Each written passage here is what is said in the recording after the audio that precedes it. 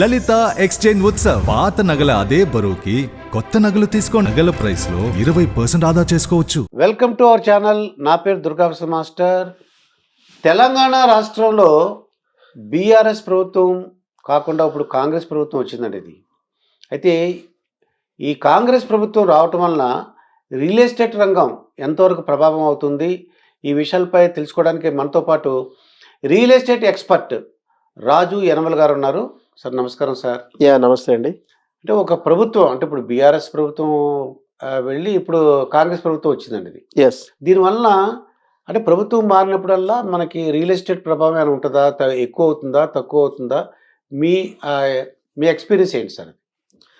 అంటే ప్రభావం ఉంటుందని చాలాసార్లు అనుకుంటారు. ఇది అతి సామాన్యులో ఆలోచన విధానం. యాక్చువల్గా ఏ గవర్నమెంట్ మారినా గవర్నమెంట్కు ఇన్కమ్ సెక్టర్గా ఉన్న రియల్ ఎస్టేట్ మీద ప్రభావం ఉండదు. పైగా ఈ రియల్ ఎస్టేట్ను మరింత కొత్తగా వచ్చే గవర్నమెంట్లు ప్రోత్సహిస్తాయి. ఎందుకంటే ఇప్పుడు ప్రస్తుతానికి మీరు అన్నట్టు కాంగ్రెస్ గవర్నమెంట్ వచ్చింది. రేవంత్ సర్కార్ ఏదైతే ఉందో, రేవంత్ రెడ్డి అనే ముఖ్యమంత్రి ఇప్పుడు ఆయనే గతంలో అతిపెద్ద రియల్ ఎస్టేట్ వ్యాపారి. ఆయన చాలా ఇంటర్వ్యూస్లో కూడా చెప్పాడు, ఈరోజు నేను కాస్త ఆర్థికంగా బలపడడానికి లేదా దాచుకున్న డబ్బులను మన ఎన్నికల్లో ఖర్చు పెట్టుకోవడానికి ఆనాటి రియల్ ఎస్టేటే ఉపయోగపడ్డదని. అంటే రియల్ ఎస్టేట్కు ఉన్న పవర్ ఏంటో ఆల్రెడీ రేవంత్ రెడ్డి గారికి తెలుసు. ఇంకోటి, రేవంత్ రెడ్డి గారికి ఇంకా ఈ మధ్య కూడా ఆయన బహిరంగ కూడా చెప్పాడు, నేను రావడం వల్ల రియల్ ఎస్టేట్ మరింత దినదిన అభివృద్ధి సాధిస్తుంది తప్ప ఎటువంటి పరిస్థితుల్లో కుంటుపడే పరిస్థితి కూడా లేదని చెప్పాడు. ఎందుకంటే ఖచ్చితంగా ఈరోజు కాంగ్రెస్ గవర్నమెంట్ ఇచ్చిన 6 గ్యారెంటీల పథకం ఏదైతే ఉందో, ఉచిత హామీలది ఏదైతే ఉందో, ఈ 6 గ్యారెంటీల పథకం ఖచ్చితంగా సక్సెస్ కావాలంటే కూడా గవర్నమెంట్కు రెవెన్యూ కావాలి. రెవెన్యూ కావాలంటే ప్రధానంగా ఏదైతే ఆబ్కారీ వ్యవస్థ ద్వారా వచ్చేది ఉందో దాని తర్వాత వచ్చే రెవెన్యూ ప్రధానంగా రియల్ ఎస్టేట్ మీద డిపెండ్ అయి ఉంటుంది. సో రియల్ ఎస్టేట్ మీద రెవెన్యూ 1 టైం 2 టైమ్స్ కాదు, దాదాపు 4 టైమ్స్ రియల్ ఎస్టేట్ మీద ఇన్కమ్ వస్తుంది. మామూలు మనం ఎక్కడైనా క్రయ విక్రయాలు చేస్తే ఒకసారి రిజిస్ట్రేషన్ జరుగుతుంది, ఆ రిజిస్ట్రేషన్ జరిగినప్పుడు మాత్రమే స్టాంప్ డ్యూటీ వస్తుంది.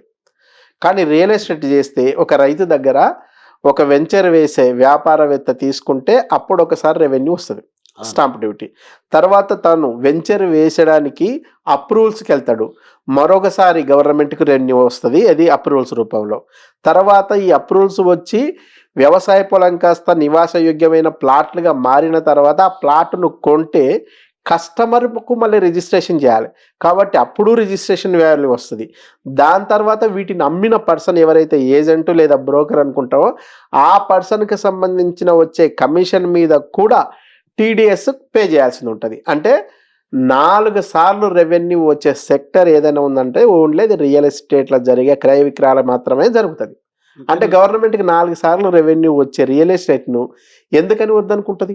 అది ఏ ప్రభుత్వం మారినా వాళ్ళు రియల్ ఎస్టేట్ రంగాన్ని ప్రోత్సహిస్తారు, ఎందుకంటే వాళ్ళకి కావాల్సిన డబ్బులు కాబట్టి.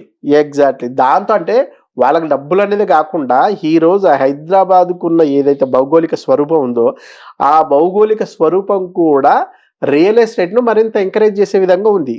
మీరు గతంలో చూసుకుంటే తెలంగాణ రాష్ట్రం ఏర్పడక ముందు కూడా చూడండి, సమైక్యాంధ్ర గవర్నమెంట్లో కూడా ఏదైనా రియల్ ఎస్టేట్ ఆగిందా?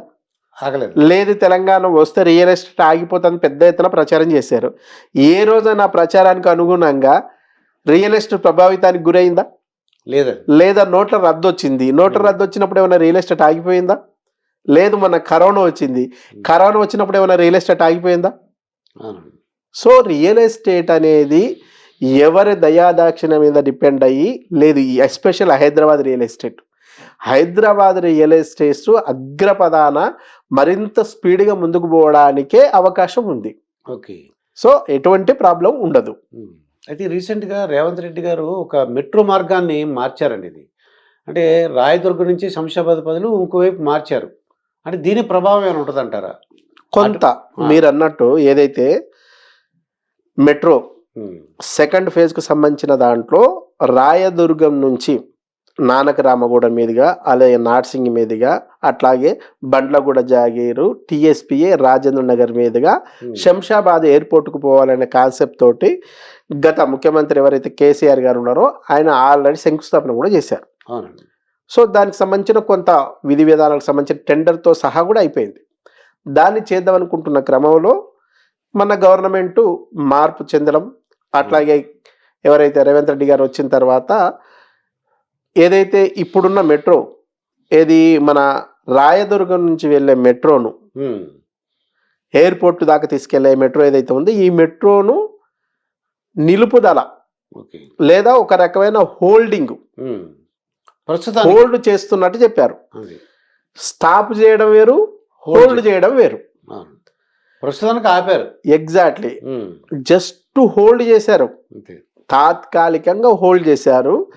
అయితే దీంట్లో చెప్పడంలో కొంత స్పష్టత లేదు, విస్పష్టంగా చెప్పి ఉండింటే. సో నా ఫస్ట్ ప్రాధాన్యత ఇప్పుడు ఏదైతే రాయదుర్గం నుంచి కాకుండా నా ఫస్ట్ ప్రాధాన్యత ఓల్డ్ సిటీకి సంబంధించిన దగ్గర నుంచి ఏదైతే చంద్రాయనగుట్ట మార్గం నుంచి లేదా ఫలక్నుమ మార్గం నుంచి లేదా ఎల్బీ నగర్ నుంచి వచ్చే రూటుని కలుపుకొని ఎయిర్పోర్ట్కు తీసుకెళ్ళాలనే ఆలోచన ఉంది అనే క్లారిటీ కాకుండా దీన్ని హోల్డ్ చేసి ప్రతిపక్షాలు ఇంకొకరు చేసిన గందరగోళం వల్ల అసలు దాన్ని నిలుపుదల చేసినట్టు పూర్తిగా లేదా రద్దు చేసినట్టు చెప్పారు. దీనికి కొంత రేవంత్ రెడ్డి సర్కార్ ఏదైతే ఉందో క్లారిటీ ఇవ్వాల్సిన అవసరం కూడా ఉంది. ఎందుకైతే ఇప్పుడు మనం ఓల్డ్ సిటీ మీదుగా తీసుకోవాలనుకుంటున్న ఏదైతే మెట్రో ఉందో ఆ మెట్రో ఓల్డ్ సిటీకి పోవాల్సిన రూట్లలో ఆల్రెడీ ఆర్టీసీ రూట్ ఉంది, అట్లాగే రైల్వే రూట్ ఉంది, అట్లాగే ఎంఎం రూట్ కూడా ఇప్పటికే శంషాబాద్ దగ్గరలో ఉన్న ఉందా నగర్ వరకు సర్వీసులు కూడా రన్ అవుతున్నాయి. ఆల్రెడీ మహబూబ్ నగర్ కు పోవడానికి కావాల్సినంత ఏదైతే స్పేస్ ఉందో దానికి కూడా రైల్వే ట్రాక్ డబల్ ట్రాక్ కూడా వేసేసారు ఏదే ఎంఎంటీఎస్ కు. ఓకే. అంటే నీకు ఆ రూట్లన్నీ ఉన్న తర్వాత కూడా మళ్ళీ మెట్రోను కూడా ఆ రూట్లో నుంచే తీసుకెళ్ళడానికి కావాల్సిన నేపథ్యం ఏంటి, అవసరం ఏంటి అనేది కొంచెం విడమర్చి చెప్తే మీలాగా ఇప్పుడు ఇందాక మీరు ఎట్లా అడిగారో డౌట్లు, ఇట్లా డౌట్లు అడిగే వాళ్ళందరికీ కూడా ఒక సమాధానంగా ఉండేది. వాస్తవానికి అట్లా ఇప్పుడు అది ఆల్టర్నేటివ్ అక్కడ ఉన్నప్పటికీ దీని నుంచి కూడా రాయదుర్గం మెట్రో కనెక్టివిటీ ఎక్కువ ఉపయోగం జనాలకు నాకు తెలిసి. ఎందుకంటే ఆల్రెడీ అక్కడ సోర్స్ ఉంది, ఇక్కడ మీకు ఆ సోర్స్ లేదు, only outer ring road source మాత్రమే ఉంది. ఇక్కడ బస్సుల సౌకర్యానికి సంబంధించింది కూడా నార్మల్ బస్సులు పోయే అవకాశం లేదు. సో ఇక్కడ జనాభా పరంగా చూసుకుంటే కూడా ఈ కుక్కటిపల్లి లేదనుకుంటే మనకు లింగంపల్లి లేదా మదనగూడ లేదా మియాపూర్ ఆల్వాల్ ఈ బేస్ అంతా చూసుకుంటే మాదాపూర్ హైటెక్ సిటీ కోకాపేట ఈ బేస్ అంతా కూడా చూసుకుంటే రాకపోకలకు చాలా ఈజీగా ఉంటది. పైగా ఏదైతే వర్త్ పీపుల్ ఎస్పెషల్ బిజినెస్ మెన్లు రాకపోకలు సాగించే మార్గం ఏదైనా ఉందంటే ఖచ్చితంగా రాయదుర్గం మెట్రోనే అందుబాటులో ఉండే అవకాశం ఉంటది. సరే గవర్నమెంట్ కొంచెం కక్ష సాధింపు చర్య అనుకోవచ్చా, ఇంకోటి అనుకోవచ్చా, ఈ గందరగోళం అయితే కొంత ఉంది. హోల్డ్ చేశారు అంతే. ఎగ్జాక్ట్లీ హోల్డ్ చేసాము. ఈ విషయం పట్ల ఇంకోసారి వేరు, హోల్డ్ చేయడం వేరు.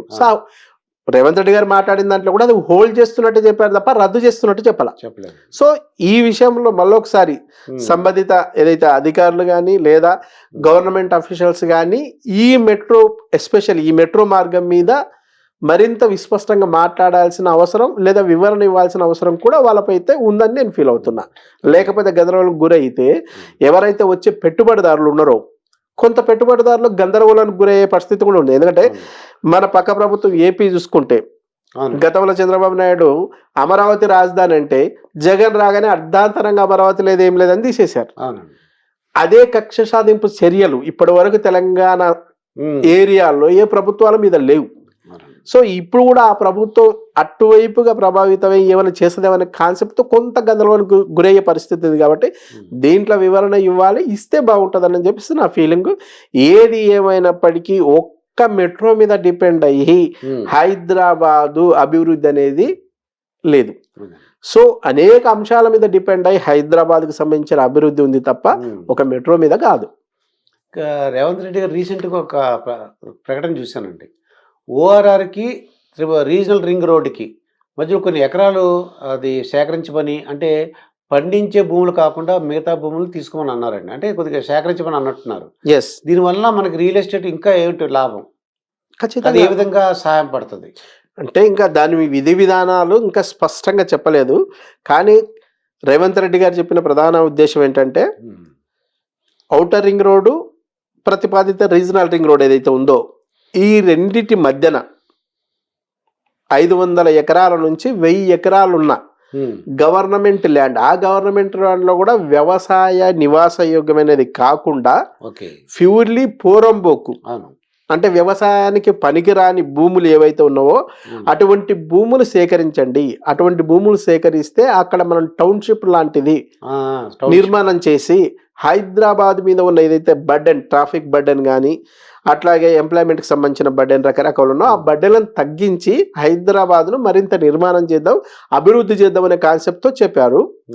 నా అంచనా ప్రకారం ఏంటంటే అట్లా వాటిని అభివృద్ధి చేయడమే కాకుండా ప్రధానంగా ఇంత పొలాన్ని సేకరించగలిగితే వీటిలో అవసరమైతే HMDA తోటి టైఅప్ అయి ఉండి పబ్లిక్ ప్రైవేట్ పార్ట్నర్షిప్లో భాగంగా అక్కడ కూడా వెంచర్స్ వేయగలిగితే, గతంలో మనం ఎట్లాగైతే శంకర్పల్లి దగ్గర, మోకిళ్ళ దగ్గర, అట్లా షాబాద్ దగ్గర వెంచర్లు వేసి గవర్నమెంట్ రియల్ ఎస్టేట్ చేసింది, అట్లాగే ఇక్కడ కూడా చేయగలిగితే కొంత గవర్నమెంట్కు మరింత రెవెన్యూ వచ్చే అవకాశం ఉంది. సో ఆ రెవెన్యూ తోటి ఇప్పుడు ఏదైతే 6 గ్యారెంటీల పథకం ఉందో ఆ 6 గ్యారెంటీ పథకాన్ని అమలు చేయడానికి కొంత నిధులు సేకరించుకోవడానికి అవకాశం కూడా దొరుకుతుందనే లక్ష్యంతో ఆ ప్రకటన చేసి ఉంటాడని చెప్పేసి నేను భావిస్తున్నా. దీంతో పాటు ఆయన ఇంకో మాట కూడా చెప్పాడు, హైదరాబాద్ నుంచి దాదాపు 50 నుంచి 100 కిలోమీటర్ల దాకా కూడా మన హైదరాబాదు నగర నిర్మాణాన్ని పెంచుకోవడానికి స్కోప్ ఉంది, ఆ వైపు కూడా మనం ఆలోచిద్దాం అన్నాడు. ఎందుకంటే హైదరాబాద్కి ఎటు చూసినా సముద్ర మార్గం లేదు, ఏదో ముంబై లాగానో లేదా చెన్నై లాగానో వానం చూస్తే ఇది ప్లేన్ ఏరియా. సో ప్లేన్గా ఉంటుంది కాబట్టి ఎంత దూరమైనా పోవడానికి స్కోప్ ఉంది. ఆ మేరకు ఇప్పటికి గత ప్రభుత్వమే ఆల్మోస్ట్ ఆల్ హైదరాబాద్ నుంచి దాదాపు 70 కిలోమీటర్ల పరిధి వరకు ఎక్కడ చూసినా డెవలప్ చేసి ఉంది.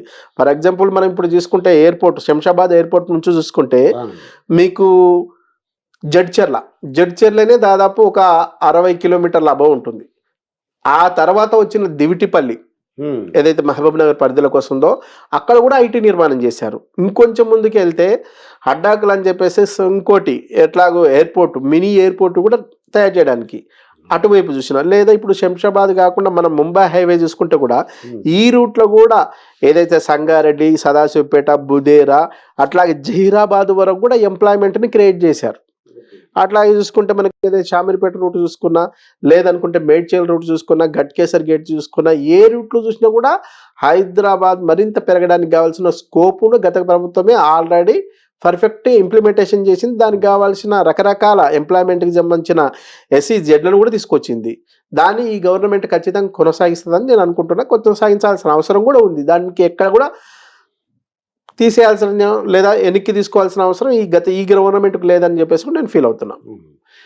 కొత్తగా ఒక అంటే మిడిల్ క్లాస్ పీపుల్ ఒకళ్ళు మాట్లాడుకోవడం నేను విన్నానండి. ఏంటంటే ఇప్పుడు మరి కేసీఆర్ కూడా చేసినట్టు లేరు, రేవంత్ రెడ్డి ఏమిటంటే MIG, LIG, HIG లాగా నేను కొన్ని అంటే మిడిల్ క్లాస్ పీపుల్ కూడా స్థలాలు కొనుక్కునేలాగా నేను ప్లాన్ చేస్తాను, వాళ్ళు ఇల్లు కొట్టుకోవడానికి అని అంటున్నారట. ఓకే, అది ఎంతవరకు సక్సెస్ అవుతుంది అంటారు? గవర్నమెంట్ అంటే కూకట్పల్లి అన్నిటి కూడా ఇదివరకు అలా ఉండేయట. ఎస్, కూకట్పల్లి కానీ KPHP అన్ని కూడా ఎస్. ఇప్పుడు నేను కూడా అలా మళ్ళీ కొత్తగా నేను సేకరిస్తాను అంటున్నారు ఆయన.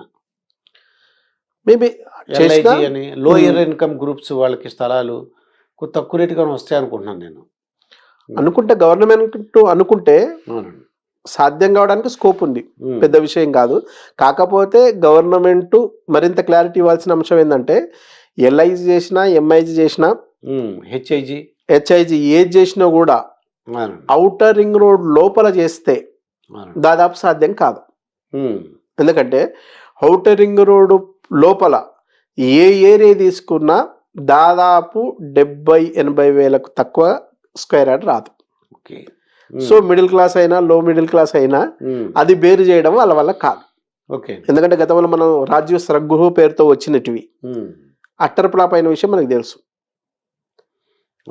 అట్లా కాకుండా గవర్నమెంట్ క్లారిటీ ఇచ్చి కొన్ని ఏరియాలు మొత్తం సిటీ సరౌండింగ్ చుట్టూ కాకుండా కొన్ని ఏరియాలో ఎస్పెషల్ మనం ఎంప్లాయ్మెంట్ బాగుందనుకుంటున్న ఏరియాల్లో ఇటు బెంగళూరు హైవేని తీసుకున్నా, లేదా ముంబై హైవేని తీసుకున్నా, లేదా మనకు వచ్చేసి పూణే హైవే, ఇటువంటి తీసుకోగలిగితే, సోలాపూర్కి సంబంధించినటువంటి తీసుకోగలిగితే ఒక 3 ఏరియాల ఔటర్ రింగ్ రోడ్ బయట చేయగలిగితే ఎంఐజీ, ఎల్ఐజీ, హెచ్ఐజీకి వర్కౌట్ అయ్యే అవకాశం ఉంది. కానీ సిటీలో మాత్రం సాధ్యమయ్యే అవకాశం లేదు. పైగా సిటీలో అంత ప్లేస్ కూడా దొరికే ఛాయిస్ తక్కువ. అయితే రాజుగారు, ఇప్పుడు ఉన్న పరిస్థితుల్లో కాంగ్రెస్ ప్రభుత్వం వచ్చింది కాబట్టి, అంటే ఎవరన్నా ప్రజలకి ఇటువైపు కొనుక్కోండి లేకపోతే ఇటువైపు కొనుక్కోండి అని చెప్పడానికి అవకాశం ఉందంటారా? ఖచ్చితంగా అట్లా చెప్పడానికి గవర్నమెంట్కు అవకాశం ఉండదు. ఉండదు. ఒకవేళ అట్లా చెప్పగలిగితే ఖచ్చితంగా ఆయా ప్రభుత్వానికి, అంటే కాంగ్రెస్ ప్రభుత్వానికి సంబంధించిన లేదా కాంగ్రెస్ పార్టీకి సంబంధించిన నాయకులు ఎవరైతే ఉన్నో ఆ నాయకులకు సంబంధించిన పొలాలు అటువైపుగా ఉన్నాయి కాబట్టి వాటికి డిమాండ్ బాగా పెంచుకోవడానికి ఇట్లా చెప్తున్నానని ప్రతిపక్షాల ఆరోపణలు ఉంటాయి, దాంట్లో వాస్తవం కూడా ఉంటుంది. కాబట్టి గవర్నమెంట్ చెప్పినా కూడా ఇన్వెస్టర్స్ ఎవరైతే ఉన్నారో అటువైపు మొగ్గు చూపడానికి కూడా అవకాశం ఉండదు. ఎందుకంటే ఇన్వెస్టర్స్ అనే వాళ్ళు కూడా ఈరోజు అంత గుడ్డిగా కంపల్సరీ పోరు. ఎందుకంటే ఒక ఏరియా డెవలప్ చెందాలంటే, ఏ ఏరియా అయినా డెవలప్ చెందాలంటే మౌలిక సదుపాయాల్లో ప్రధానంగా వాటర్ ఉండాలా, పవర్ ఉండాలా, ఎడ్యుకేషన్ ఉండాలా, హెల్త్ ఉండాలా, ఎంటర్టైన్మెంట్కి సంబంధించింది ఉండాలా, వీటన్నిటికీ మించి పబ్లిక్ ట్రాన్స్పోర్ట్లో ఆర్టీసీ ఉండాలా, రైల్వే ఉండాలా, ఎయిర్వే ఉండాలా, వీటన్నిటికంటే కూడా మించి ప్రధానంగా ఉండాల్సిన వాటిలో ఎంప్లాయ్మెంట్ ప్రధానంగా ఉండాలా. అంటే నీకు ఎంప్లాయ్మెంట్ ఉంటే కొనుగోలు శక్తి వస్తుంది, కొనుగోలు శక్తి వస్తే ఇల్లు కడతాం, ఇల్లు కడితే పిల్లలు ఉంటారు, పిల్లలు స్కూల్ ఉంటాయి, కాలేజ్ ఉంటాయి, హాస్పిటల్స్ ఉంటాయి, మొత్తం ఎంటర్టైన్మెంట్ ఉంటాయి, A to Z వస్తుంది. కాబట్టి ఆ ఏరియా డెవలప్ అవుతుంది. సో అటువంటి ఏరియాలను చూసి, అటువంటి ఏరియాలను చూస్ చేసుకునే ఇన్వెస్టర్లు ముందుకెళ్తారు తప్ప గుడ్డిగా ముందుకెళ్తారని మాత్రం నేను అనుకోను. ఒకవేళ గుడ్డిగా ముందుకెళ్తే ఖచ్చితంగా నష్టపోయే అవకాశం ఉంటుంది.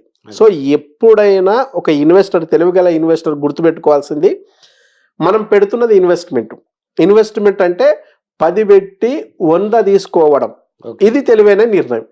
సో నువ్వు 10 పెట్టి 100 తీసుకోవాలనుకుంటే 3 రకాలుగా ఉంటాయి. అభివృద్ధి చెందిన దశ, అభివృద్ధి చెందబోతున్న దశ, అభివృద్ధి చెందుతున్న దశ. ఈ మూడిట్లో ఏ దశలో పెడితే తెలివైన నిర్ణయం?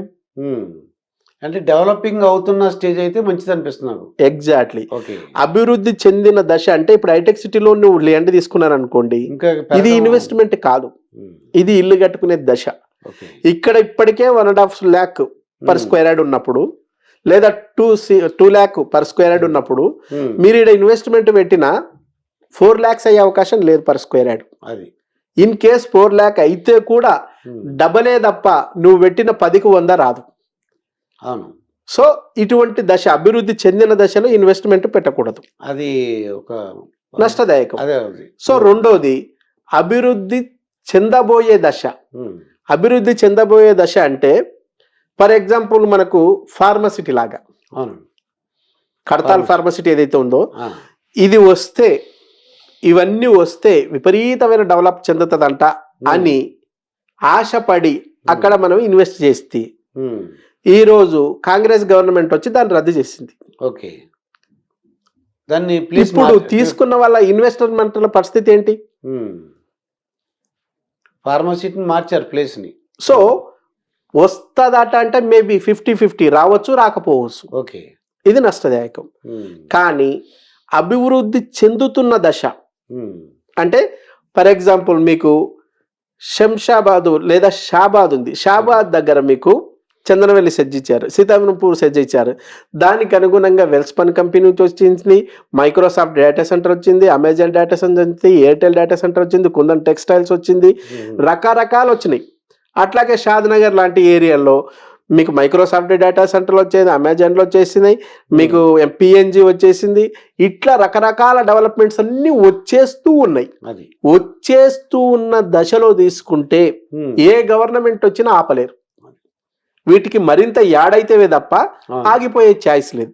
కాబట్టి ఎప్పుడైనా తెలివైన ఇన్వెస్టర్ అభివృద్ధి చెందుతున్న దశ అంటే స్టార్ట్ అయిన దశలో తీసుకుంటే మీ పెట్టుబడికి మరింత రాబడి ఉంటుంది, లాభదాయకంగా ఉంటుంది, మీరు నష్టపోయే అవకాశం లేదు. కాబట్టి ఇటువంటి వాటిలో పెడితే ఉపయోగకరంగా ఉంటుంది మీకు. ఇప్పుడు కోకాపేటలో మొన్న ఎకరం 100 కోట్లకి అమ్మారండి. ఎస్. ఇప్పుడు అదే రేట్ ఉంటుందంటారా, ఇంకా పెరుగుతుంది అంటారా? ఇప్పుడు మీకు ఎందుకు ఆ డౌట్ వచ్చింది అంటారు? ఎందుకంటే కాంగ్రెస్ ప్రభుత్వం మారింది కదా అని అది సామాన్యులు వాళ్ళ ఉన్న సందేహం అన్నమాట అది. ఎగ్జాక్ట్లీ. ఉమ్, అంటే కోకాపేటలో ఎకరా 100 కోట్లు పైబడి పోయిన మాట వాస్తవం. ఉమ్, సో ఇప్పుడు ఏదైతే రేవంత్ రెడ్డి సర్కార్ వచ్చింది కాబట్టి అవును. అక్కడ ఉన్న ఏదైతే జూపల్లి రామేశ్వరరావు లాంటి వాళ్ళను ఉమ్, కొంత ఇబ్బంది పెట్టాలనో లేకపోతే లొంగ తీసుకోవాలనే ఉద్దేశంతో ఆ బేస్ మీదుగా ఉన్న ఉమ్, ఇది జూపల్లి రామేశ్వరరావుకు సంబంధించింది కానీ లేదనుకుంటే రాజపుష్ప సంబంధించింది కానీ ఇంకా అటువంటి లాంటి ఆ కంపెనీలన్నింటినీ అంటే పెద్ద పెద్ద రియల్ ఎస్టేట్ బడా ఎవరైతే ఉన్నారో ఆ బేస్లోనే ఉన్నారు కాబట్టి ఈ మెట్రోను కూడా ఉమ్, ఏదైతే రాయదుర్గం నుంచి పోయే మెట్రోను కూడా ఆ, అక్కడ ఆపితే వీళ్ళందరూ కూడా నా ఉమ్, ఆధీనంలోకి వస్తారనో నేను చెప్పినట్టు వింటారనో కాబట్టి రేవంత్ రెడ్డి సర్కార్ ఇట్లా చేసిందనే ఊహాగానాలు కూడా ఉమ్, బయలుదేరిన మాట వాస్తవం. ఓకే. కానీ నేను అనుకుంటున్నా ఆ ఊహాగానంలో వాస్తవం ఎంతో ఉందో ఉమ్, తెలియదు కానీ భయపెట్టడానికి దాదాపు ఆ మార్గాన్ని కాంగ్రెస్ గవర్నమెంట్ అనుసరిస్తుందైతే అని నేను అనుకోను. ఓకే.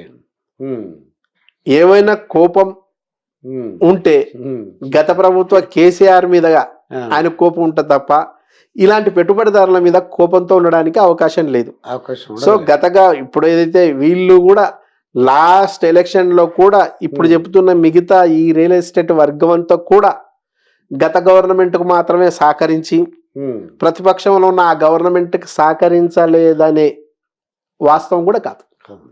ఈ ప్రభుత్వానికి సహకరించింది, గత ప్రభుత్వానికి రెండింటికి సహకరించింది రియల్ ఎస్టేట్ అది. వర్గాలు. ఇప్పుడు వాళ్ళకి కావాల్సింది బిజినెస్ అండి. ఎస్, ఏ ప్రభుత్వం అయితే ఏంటి అంతే ఎగ్జాక్ట్లీ. అది. ఇప్పుడు వాళ్ళకి కావాల్సింది ఏంటి, బిజినెస్ చేసుకోవాలి, డబ్బులు సంపాదించాలి, లేదంటే ఏదో సర్వీస్ చేయాలని అనుకుంటారు. ఎస్, ప్రభుత్వం సంబంధం ఉంటే వాళ్ళు ఎవరు వస్తే వాళ్ళతోనే ఫ్రెండ్షిప్ లాగా ఉంటారు. అంతే అంతే. వ్యాపారం చేసుకునే వాళ్ళు ఎప్పటికి కూడా ఉమ్, పాలు నీళ్ళలాగా కలిసి ఉంటారు. అది అది ఇన్వెస్టర్లు భయపడాల్సిన అవసరం లేదు. ఇన్వెస్టర్లు ఖచ్చితంగా భయపడాల్సిన అవసరం ఉండదు. ఇన్వెస్టర్లు ఒకవేళ భయపడాల్సింది వస్తే ఉమ్, ఈ ప్రభుత్వానికి ఆ ప్రభుత్వానికి కాదు, ఖచ్చితంగా రేరా అనేది ఒకటి ఉంటుంది, రియల్ ఎస్టేట్ రెగ్యులేషన్ అథారిటీ. అవును, దానికి భయపడాలి తప్ప రియల్ ఎస్టేట్ వ్యాపారులు ప్రభుత్వాలకు కాదు భయపడాల్సింది. అది. ఎందుకంటే మీరు ఏదైతే రేరా నిర్దేశించిన మార్గనిర్దేశకాలు ఏవైతే ఉన్నావో వాటిని కరెక్ట్ మీరు ఇంప్లిమెంటేషన్ చేయగలిగితే ఎవరికి భయపడాల్సిన అవసరం లేదు. అది. సో ఇప్పుడు కూడా ఏదైతే ఖచ్చితంగా ప్రాథమిక దశలో ఉంది కాబట్టి కాంగ్రెస్ సర్కారు ఉమ్, కొంత మిగతా ఏదో ప్రతిపక్షాలు సృష్టించే గందరగోళం కావచ్చు లేదా వ్యాపార వర్గాలే అత్యుత్సాహంతో ఉమ్, అన్యూనత భావానికి గురయ్యే అవకాశం కావచ్చు. కానీ ఉమ్, కొంచెం ఓపిక పడితే 6 months to 1 year ఓపిక పడితే ఇవన్నీ పటాపంచలు అవుతాయి. అది. ఖచ్చితంగా హైదరాబాద్ బ్రాండ్ అనేది దశ దిశల వ్యాపిస్తుంది తప్ప ఉమ్, హైదరాబాద్ బ్రాండ్కి ఎటువంటి డోకా ఉండదు. ఉన్నాను. అయితే ఇప్పుడు ధరణి పోర్టల్ తీసేసి వేరే భూమాత అని అంటున్నారండి కాంగ్రెస్ ప్రభుత్వం. దానివల్ల కూడా ఏమైనా తేడా ఉంటుందంటారా? ఖచ్చితంగా ఉంటుందండి. ఆ, ఎందుకంటే ధరణి అనేది యాక్చువల్గా అందరికి అర్థం కాదు కానీ ఉమ్, ధరణి సాఫ్ట్వేర్ అనేది బ్లాక్ చైన్ సిస్టమ్ మీద డిపెండ్ అయి ఉన్నది. Okay. Block chain. Block chain system ఏదైతే ఇప్పుడు మన ఆర్టిఫిషియల్ ఉమ్, ఇంటెలిజెన్స్ అంటారో ఈ ఆర్టిఫిషియల్ ఇంటెలిజెన్స్ మీద దాని ప్రభావంలో దానికి అనుగుణంగా బ్లాక్ చైన్ సిస్టంలో ధరణికి సంబంధించిన పోర్టల్ ఉంటుంది. ఉమ్, ఎవరు పడితే వాళ్ళు ఓపెన్ చేయడానికి అవకాశం ఉండదు. ఒక రకమైన సిస్టమ్ ఇది. ఈ సిస్టంలో ముందుకెళ్ళిపోవడానికి అవకాశం ఉంటుంది. సో ఉమ్, ఇది అందరికి కూడా అర్థం కాదు, అర్థం చేయడానికి చేసే క్రమంలోనే టైం పూర్తయింది. ఉమ్, సో ఇప్పుడు ఇదంతా మళ్ళీ ఆ చైన్ సిస్టంలోకి పోవాలంటే ఇప్పుడున్న ప్రభుత్వానికి సంబంధించిన ఆ టెక్నీషియన్స్ ఇవన్నీ కూడా కొంత గందరగోళాన్ని కురుస్తాయింది. ఇంకోటి అంటే ఎస్పెషల్ కాంగ్రెస్ లాంటి గవర్నమెంట్లో ఉమ్, రేవంత్ రెడ్డి గారు ఒక్కరు మాత్రమే అధికారిక సీఎం. అవును, అనాధికారిక సీఎంలు కాంగ్రెస్లో చాలా మంది ఉంటారు. అవును. ఇప్పటికే చాలా మందికి ఆ, ఈ ధరణికి సంబంధించినది సిస్టమ్ అర్థం కాక ఈ ధరణి ఎవరు ప్రమేయం లేకుండా దాని పాటికి అది రన్ అయ్యే అవకాశం ఉంటుంది. ఉమ్, సో భూమాత లాంటిది రాకపోతే ఉమ్, ఇప్పటికే చాలా మంది సోషల్ మీడియాలో మీరు అబ్జర్వ్ చేస్తే ఉమ్, మీకు లిటిగేషన్ ల్యాండ్స్ ఏవైతే ఉన్నావో ఉమ్, నేను చేసి పెడతా. ఓకే. ఆ, రాజకీయ నిరుద్యోగులు ఉంటారు కదా, అవును. ఆల్రెడీ బయలుదేరిరు ఉమ్, సోషల్ మీడియాలో విపరీతంగా ప్రచారం చేసుకుంటారు. ఉమ్, మీకు రెవెన్యూ పరమైన చిక్కులు ఏమన్నా ఉన్నాయా, ఉమ్, నేను చిటికెలో పరిష్కరిస్తా. ఓకే. లేదా మీకు ఆర్మీకి సంబంధించిన ల్యాండ్ ఏదైనా ఉందా, ఎన్ఓసి కావాలా, ఎన్ఓసి ఇప్పిస్తా. లేదా మీకు 22A ప్రొహిబిటెడ్ ల్యాండ్ జాబితాలో మీ ల్యాండ్ చేరిపోయిందా, ఓకే. నేను పరిష్కరిస్తా. ఇట్లా అంటే వివాదానికి సంబంధించిన ఏవేవైతే భూములు ఉన్నావో ఆ భూములన్నిటిని కూడా పరిష్కరిస్తామని చెప్పేసి ఎవరికి వాళ్ళుగా ప్రచారం చేసుకుంటూ సెటిల్మెంట్లు చేసుకోవడానికి రెడీగా ఉన్నారో అది జరుగుతుంది. ఓకే. సో అటువంటి జరగాలంటే కూడా ఖచ్చితంగా ఈజీ మార్గంలో ఉండాలి. ఇంకా గట్టిగా చెప్పాలంటే మాన్యువల్ మార్గంలోకి రావాలా.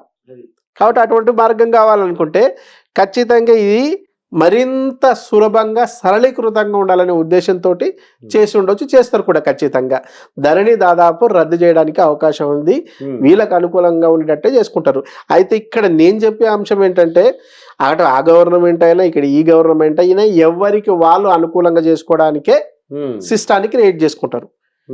నేనేమంటున్నా, ఎవరైతే లబ్ధిదారులు ఉన్నారో, ఎవరైతే భూ బాధితులు ఉన్నారో ఈ భూ బాధితులు లబ్ధిదారులు ఖచ్చితంగా మీ ప్రాబ్లమ్స్ ఏవైతే ఉన్నావో, ఓకే, మీకు సంబంధించిన ఈసీ ప్రాబ్లం ఉందనుకోండి, పాస్ పుస్తకాలకు సంబంధించిన ప్రాబ్లం ఉందనుకో, ఇంకా ధరణిలో ఎంటర్ కాలేదనుకోండి, అసలు మీ ప్రాబ్లం ఏంటో దీనికి సంబంధించిన కొద్దిపాటి రెవెన్యూ విజ్ఞానాన్ని పెంచుకోమని చెప్తున్నాం. అది మీకు రెవెన్యూ విజ్ఞానం పర్ఫెక్ట్గా ఉంటే మీ సమస్యకు పరిష్కారం ఏడైతే దొరుకుతుందో అక్కడికి వెళ్ళగలుగుతారు. ఫర్ ఎగ్జాంపుల్ మీకు టీత్ ప్రాబ్లం ఉంది, టీత్ ప్రాబ్లం ఉన్నప్పుడు డెంటల్ డాక్టర్ దగ్గరికి పోవాలా, డెంటల్ డాక్టర్ దగ్గరికి పోకుండా మెంటల్ డాక్టర్ దగ్గరికి పోతే ఖచ్చితంగా ఎరగడకు పంపిస్తారు.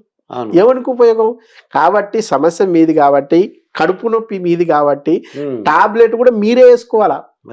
మీ సమస్యకు పరిష్కారం మీరే అధికారి, ఏ అధికారి ఎంఆర్ఓ పరిధిలో ఉందా, ఆర్ఐ పరిధిలో ఉందా, విఆర్ఓ పరిధిలో ఉందా, ఆర్డీఓ పరిధిలో ఉందా, జాయింట్ కలెక్టర్ పరిధిలో ఉందా, కలెక్టర్ పరిధిలో ఉందా, ఎవరి పరిధిలో ఉందో తెలుసుకోండి. అది ఇట్లా తెలుసుకోవాలనుకుంటే ఎస్పెషల్ మా లాంటి నిపుణులు ఎవరైతే ఉన్నారో వాళ్ళతో కన్సల్ట్ కండి. ఫ్రీగా మీకు కావాల్సిన విజ్ఞానం మేము ఇస్తాం. ఆ తర్వాత మీ పరిష్కారానికి ఎవరైతే సూటబుల్లో వాళ్ళ దగ్గరికి వెళ్ళండి, అది బెటర్ కదా. అట్లా కాకుండా ఆర్ఎంపీ డాక్టర్ కదా, ఏ రోగమైనా ఒకటే వైట్ బిల్ ఇచ్చినట్టు, అవును, ఏ లీడర్ దొరికినా, ఏ అధికారి దొరికినా ఈయనే మాకు పరిష్కారం అనే కాన్సెప్ట్ మీరు పెట్టుకోకపోతే నష్టపోకుండా ఉంటారు. లేదనుకుంటే ఖచ్చితంగా నష్టపోతారు. నష్టపోతే ఎవరికి? కాబట్టి మీ సమస్య పట్ల మీకు పరిష్కారం కావాలంటే విజ్ఞానం ఉండాలి. విజ్ఞానాన్ని పెంచుకుంటే ఉపయోగం. లేదనుకుంటే వివాదమైన భూములు ఏవైతే ఉన్నావో ఖచ్చితంగా మీ నుంచి కొట్టేయబడతాయి. సో రాజుగారు, ఇప్పుడు మన హైదరాబాద్ గ్లోబల్గా నెంబర్ 1 అని ఒకటి చెప్పారు, అది ఏంటి సార్? అది కొద్దిగా వివరిస్తారా? అది ఎగ్జాక్ట్లీ అండి. అది ఏంటి అసలు? నాకు అంటే గ్లోబల్గా ఏంటి నెంబర్ 1, ఏంటి పొజిషన్, ఏంటి, ఎందువలన? ఓకే, సో మెడ్జర్ అనే ఒక రియల్ ఎస్టేట్కి సంబంధించిన సంస్థ ఇది. సో ఈ సంస్థ హైదరాబాద్ నగరాన్ని గ్లోబల్లో ఇండియా నుంచి నంబర్ 1 నగరంగా పేర్కొన్నది. ఇండియాలో నెంబర్ 1, ఇండియాలో నెంబర్ 1, నాట్ వరల్డ్ లో. వరల్డ్ లో కాకుండా వరల్డ్ లో నుంచి మన ఇండియా నుంచి హైదరాబాద్ నంబర్ 1. అంటే ఇప్పుడు బెంగళూరు ఉంది, లేదా చెన్నై ఉంది, లేదా ముంబై, లేదా ఢిల్లీ, అహ్మదాబాద్, కోల్కతా, పూణే, ఈ నగరాలన్నిటిని పక్కన పెట్టి నెంబర్ 1 పొజిషన్ హైదరాబాద్కి ఇచ్చారు. సో ఇందుట్లో వాళ్ళు తీసుకున్న క్రైటీరియా ఏంటంటే, ఫస్ట్ జీవన వ్యయం అంటే లివింగ్ కాస్ట్. అది ఈ నగరాలన్నిటితో పోలిస్తే హైదరాబాద్ లో గంజికి లేని పర్సన్ ఉండగలగచ్చు, నిత్యం బెంజ్లో తిరగగలిగే పరిస్థితి ఉన్న వాళ్ళు ఉండవచ్చు. అంటే మీరు అన్నట్టు సింపుల్ గా చెప్పాలంటే బెంజునోడు గంజి తాగోడు కూడా ఇక్కడ ఉండొచ్చు. ఇద్దరు కూడా హైదరాబాద్ లో సమానంగా ఉండడానికి అవకాశం ఉంది. అంటే 5,000 నుంచి 6,000 రూపాయలు ఉన్న వాళ్ళు కూడా ఈ హైదరాబాద్ లో హ్యాపీగా ఉండొచ్చు. మిగతా నగరాల్లో ఢిల్లీలో కానీ, చెన్నైలో కానీ ఈ పరిస్థితి లేదు. ముంబైలో, బెంగళూరులో అయితే అసలే ఈ పరిస్థితి లేదు. కానీ హైదరాబాద్ లో ఈ పరిస్థితి ఉంది. ఇది జీవన వ్యయం. రెండోది వచ్చి సంస్కృతి. సో ఈ సంస్కృతి దాంట్లో కూడా ఎస్పెషల్లీ నువ్వు ఏ వేషాధారంలో ఉంటావా, ఏ భాష మాట్లాడతావా సంబంధం లేదు. హైదరాబాద్ లో నువ్వు ఇంగ్లీష్ మాట్లాడినా ఓకే, హిందీ మాట్లాడినా ఓకే, ఉర్దూ మాట్లాడినా ఓకే, తెలుగు మాట్లాడినా ఓకే, ఇవి అవి రాకుండా మిక్స్డ్ లాంగ్వేజ్ మాట్లాడినా ఒకటే, లాస్ట్కి వస్తే సైకిల్ చేసినా ఇబ్బంది లేదు, అర్థమవుతుంది. కానీ నీకు చెన్నైలో పోయి హిందీ మాట్లాడుతుంటే కష్టం, బెంగళూరులో పోయి వాళ్ళ భాష కాకుండా ఇంకోటి దాంట్లో మాట్లాడుతుంటే కష్టం. సో ఈ నేపథ్యంలో హైదరాబాద్ను తీసుకున్నారు. దీంతో పాటు హైదరాబాద్లో ఏదైతే ప్రధానంగా నివాసానికి యోగ్యమైనటువంటి వాతావరణం ఏదైతే ఉందో ఈ వాతావరణం కూడా డెక్కన్ పీఠభూమి కావడం వల్ల, అంటే ఎక్కువ కూల్ ఉండకపోవడం, ఎక్కువ హీట్ ఉండకపోవడం, అట్లాగే వరదలు లేకపోవడం, అట్లాగే భూకంపాలు లేకపోవడం కూడా హైదరాబాద్కి అడ్వాంటేజ్ గా వాళ్ళు పేర్కొన్నారు. నెంబర్ 1 పొజిషన్ వచ్చేసిందండి. ఎగ్జాక్ట్లీ. దీంతో పాటు ఎంప్లాయ్మెంట్ విషయంలో కూడా ఈరోజు లేటెస్ట్ కూడా మీరు ప్రకటిస్తే వరల్డ్లో నంబర్ 1 కావడానికి హైదరాబాద్కు అవకాశం ఉందని వివిధ సర్వే రిపోర్ట్లు వస్తున్నాయి. ఎస్పెషలీ హైదరాబాదు ప్రధానంగా రోజుకు హైదరాబాద్కు వివిధ ప్రాంతాలు, వివిధ దేశాలు, వివిధ రాష్ట్రాల నుంచి వస్తున్న వాళ్ళ సంఖ్య పర్ డే 5,000 అబోవ్ ఉంటుంది బతకడానికి వచ్చేవాళ్ళు. తిరిగిపోయే వాళ్ళు 1,500 మంది కూడా ఉండట్లా. అట్లాగే ప్రతిరోజు మేము ఇక హైదరాబాదులోనే ఉంటామని డిసైడ్ అయ్యి ఆధార్ కార్డులు మార్పు చేసుకుంటున్న వారి సంఖ్య 350 నుంచి ఉంది పర్ డే. సో ఈ రకంగా చూసుకుంటున్నప్పుడు హైదరాబాద్ ఎంత సేఫెస్టో అర్థమవుతుంది. అట్లాగే క్రైమ్ రికార్డ్ లో చూసుకుంటే కూడా భద్రతా పరమైన విషయంలో హైదరాబాదు రోజుకు ప్రమాద రహితంగా కాకుండా ఎలాంటి ప్రమాదం లేని సేఫెస్ట్ జోన్ గా రోజుకు రూపాంతరం చెందుతుంది. ఈ దానితో పాటు ఎంప్లాయ్మెంట్ విషయంలో కూడా అంటే ప్రమాద రహిత ప్లేస్ గా మారిపోయింది. సో గతంలో సేఫెస్ట్ ప్లేస్ గా ఉంది. ఈవెన్ లేడీస్ కూడా ఈ రోజు ఎట్లాగైతే సాఫ్ట్వేర్ జాబ్స్ చేస్తున్నారో అలాంటి ప్రాబ్లం లేకుండా పోయింది. హ్యాపీగా రాగలుగుతున్నారు. ఈ రోజు ఆ ఇబ్బంది లేదు. సో ఉద్యోగాల పరంగా చూసుకుంటే కూడా మీకు ఏ చదువుకోకపోయినా జాబ్లు ఇచ్చే అవకాశం ఉంది.